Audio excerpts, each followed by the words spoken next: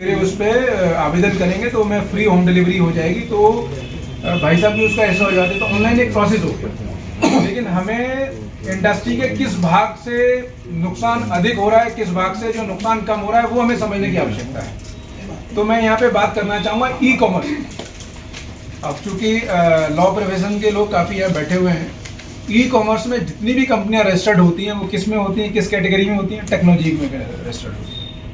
उनका अपना अगर एस्टेब्लिशमेंट की बात करूं तो ना तो उनके अपने जो है मैन्युफैक्चरिंग में दे आर नॉट OEM, ना उनका जो है अपने उस तरह के मतलब जो कहना चाहिए स्टोर्स हैं। उन्होंने सिर्फ एक तंत्र ऐसा विकसित किया हुआ है और उनके जो सब अलाइड वेंडर्स हैं वो हमारे देश के ही।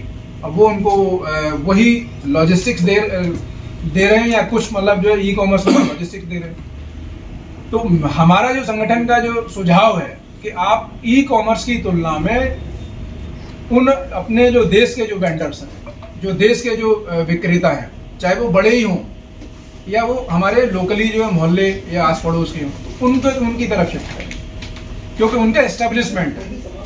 अब होता क्या है कि मुख्यतः जब हम कोई भी चीज़ की खरीदारी करते हैं तो हमें 3 बातों पे जो ध्यान देना होता है। पहला उसकी कॉस्ट पे, दूसरा उसकी क्वांटिटी पे और तीसरा उसकी क्वालिटी पे। यही 3 फैक्टर हैं जिन पे हम जो फोकस करते हैं।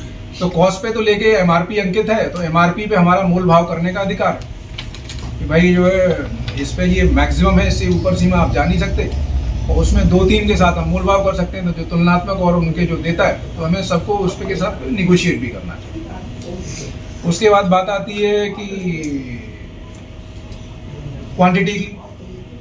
तो आप ये देखेंगे कि जो ऑनलाइन का जो प्रचलन बना हुआ है ई कॉमर्स से, तो अगर मान लीजिए हमने 50 आइटम जो ऑर्डर कर दिए, अब उसमें जो सील पैक्ड आइटम है उस पर तो उसकी क्वांटिटी लिखी हुई है 50 ग्राम, 100 ग्राम, 200 ग्राम, 500 ग्राम।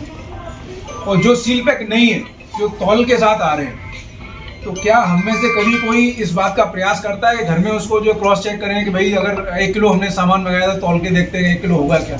आज ये के साथ वाक्य हुआ है, अच्छे से बता पाएंगे बात में। तो इस तरह का प्रयास, जो मेरा ये मानना है, संभवतः हम ये मान के बैठते हैं कि इस तरह जब किसी ने भेजा है तो वो ठीक भेजा होगा, तौल में ठीक होगा।